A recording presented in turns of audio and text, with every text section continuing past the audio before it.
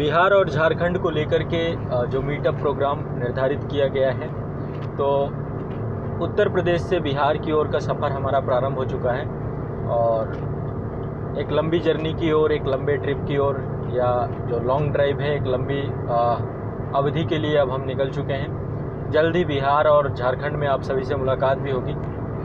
और देखा जाए तो ये अपने आप में बहुत ही बड़ा सफ़र है, क्योंकि हम पूरा उत्तर प्रदेश के पश्चिमी छोर से लेकर के पूर्वी छोर पूरा यहाँ पर कह सकते हैं कि इसके मध्य मार्ग से प्रवेश करते हुए बिहार की धरती में प्रवेश करेंगे। इसके बाद कुछ समय बिहार में जो हमारे निर्धारित कार्यक्रम हैं, भारत दर्शन और मीटअप प्रोग्राम के, इसके बाद हम झारखंड पे पहुँचेंगे। तो एक लंबी अवधि है और इसी बीच होली का त्यौहार भी है। तो निश्चित तौर पे आप में से अधिकांश लोग घर पहुंच चुके होंगे, या फिर बहुत सारे छात्र ऐसे भी होंगे जो घर नहीं जाएंगे, क्योंकि अभी आगामी 2-3 एग्ज़ाम भी हैं।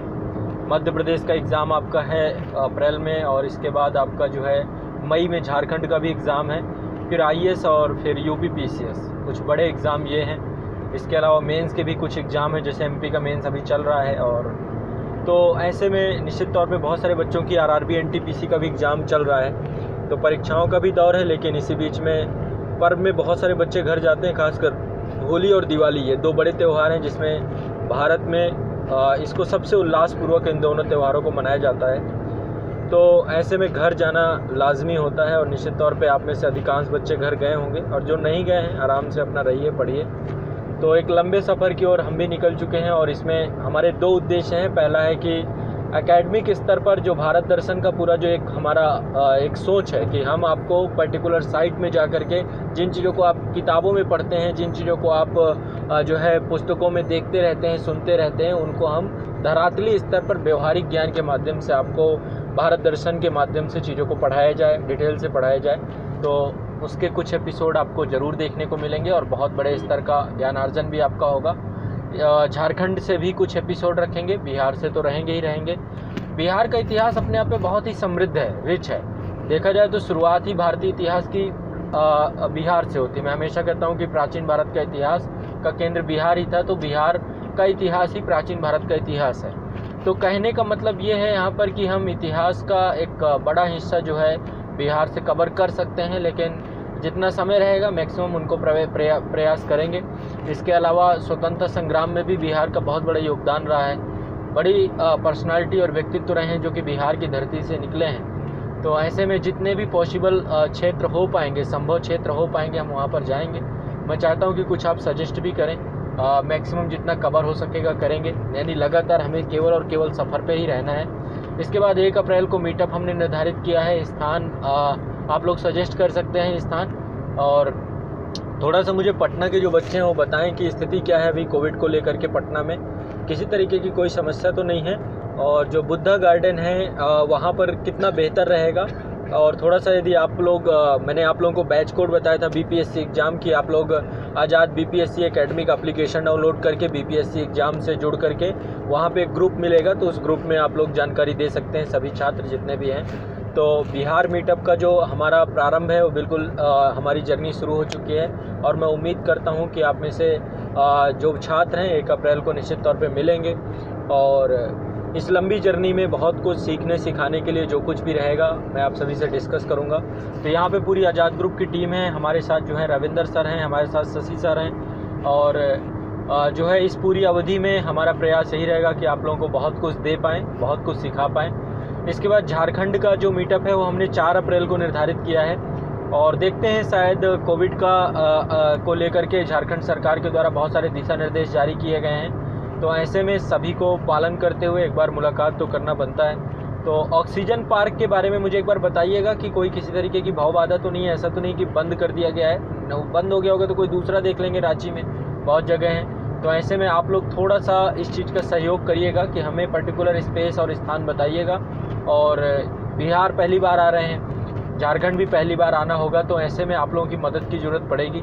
कहीं पर कोई भी दिक्कत समस्या आती है तो मैं निश्चित तौर पे आप लोगों से जो भी संभव, कोई समस्या वैसे आएगी नहीं, लेकिन फिर भी तो मुलाकात करते हैं पटना और रांची पे आप लोगों से। और उम्मीद करता हूं कि निश्चित तौर पे आप मिलेंगे, सभी लोग आएंगे इस पूरे कार्यक्रम पे। और एक चीज़ बताता हूँ आपको, जब आप पर्यटन में निकलते हैं और पर्यटन में जब आप देखते हैं अपने भारत की धरती को, तो वास्तव में हमारे देश में इतना कुछ है कि हम बहुत सारी चीज़ें, शायद एक पूरा जीवन समाप्त हो जाए पूरे भारत को समझने में, भारत को देखने में। जो हमारी यहाँ की संस्कृति है, हमारा जो कल्चर है, स्थापत्य और मोनूमेंट तो अलग चीज़ है, लेकिन जो कल्चर है, जो संस्कृति है, खान पान, भाषा, बोल, बहुत सारी चीज़ें हैं जो एक सूक्ष्मतम स्तर तक समाई हुई हैं। उप विभाजन बहुत ज़्यादा है हमारे यहाँ पे संस्कृति का, तो बहुत बारीकी से इस कल्चर का, इस संस्कृति का, इस धरती को ये देखना, इसका अनुभव करना अपने आप में बहुत ही अनोखा जो है सफ़र है। एक कह सकते हैं कि जब हम किसी सफ़र पे निकलते हैं और देश की धरती हमारे पैरों के नीचे से खिसकती चली जाती है, तो ये भी अपने आप में बहुत आनंद का अनुभव होता है। ये भी अपने आप में, यदि आप इसको थोड़ा सा फील करें, महसूस करें, तो आप पाएंगे कि आपकी भारत भूमि आपके नीचों से खिसकती चली जाती है और भारत के आप विभिन्न हिस्सों पर पहुंचते हैं। तो ये पर्यटन आपको बहुत कुछ सिखाता है, व्यवहारिक ज्ञान दिलाता है, बहुत सारे प्रैक्टिकली अनुभव भी होते हैं आप सभी के। तो इस अवधि में हम निश्चित तौर पे जो है मैक्सिमम प्रयास होगा कि आपको सीखें, जानें, जहाँ से जो पॉसिबल हो सकेगा, जो कुछ भी बताना हो सकेगा। अभी हम लोग यमुना एक्सप्रेसवे में हैं और आपको जैसा कि पता होगा कि ग्रेटर नोएडा जो है आपका उत्तर प्रदेश में, दिल्ली एनसीआर में आपका ग्रेटर नोएडा है। ये जिला ही है, गौतम बुद्ध नगर के नाम से है, नोएडा से अलग हुआ है और फिर ग्रेटर नोएडा ये बना है। तो वहीं से आपका परी चौक से यमुना एक्सप्रेसवे चालू होता है। यमुना एक्सप्रेसवे आगरा तक रहता है, इसके बाद ये आगरा लखनऊ एक्सप्रेसवे हो जाता है। तो हमें ये पूरा इसी रूट के माध्यम से हम पूरा सफ़र करेंगे। वैसे बहुत आनंददायक सफ़र है इस पूरे रूट का, इस हाईवे का। तो यहाँ से हम लोग लखनऊ से फिर हम पहुँचेंगे गोपालगंज से, हम लोग शायद बिहार में प्रवेश करेंगे और इसके बाद जो है फिर देखते हैं कहाँ पर पहुँच पाएंगे। आज पूरी रात हो जाएगी, लगभग मुझे लगता है पॉसिबली 2 बज जाएंगे, मतलब हम अपने गंतव्य स्थान तक पहुँचते यानी बिहार पहुँचते 2 बज जाएंगे। कल त्यौहार का दिन है, तो कल होली है, आप लोग भी अच्छे से मनाइएगा। खुशियों का त्यौहार है, रंगों का त्यौहार है, तो अच्छे से, खूब अच्छे से एंजॉय करिएगा। रिफ्रेशमेंट का टाइम यही होता है कि आप अपने आप को थोड़ा सा रिचार्ज करें। रिचार्ज करना बहुत ज़रूरी है। जब तक आप रिचार्ज नहीं करेंगे तो फिर दोबारा अपने आप को अपना बहुत बड़े स्तर का उपयोग नहीं कर पाएंगे। तो इसलिए थोड़ा सा मैं चाहता हूँ कि आप इस समय को बिल्कुल इस तरीके से फ्रीली 1-2 दिन के लिए बुक्स वगैरह का नाता छोड़िए और अपने आप जीवन को एक बार थोड़ा सा, मतलब जो पढ़ाई ही सब कुछ नहीं है, पढ़ाई के साथ साथ आपका एंजॉयमेंट होना बहुत ज़रूरी है ताकि प्रोडक्टिविटी बढ़ जाए, चीज़ों को पढ़ने पर आपका मन ज़्यादा लगे। तो थोड़ा सा इस चीज़ को भी आपको ध्यान रखना है, रिफ्रेशमेंट रखना है और इसके बाद फिर लग जाना है जोश और जुनून के साथ। इस अवधि में मैं आपको जितने भी एपिसोड दूंगा सारे आप लोग देखिएगा और उनसे सीखिएगा। सारे परीक्षा उपयोगी होते हैं। इससे पहले भारत दर्शन के 8 एपिसोड आ चुके हैं और मीटअप में भी प्रॉपर एक वर्कशॉप सेशन होगा, तो 2 वर्कशॉप सेशन के मान के चलिए।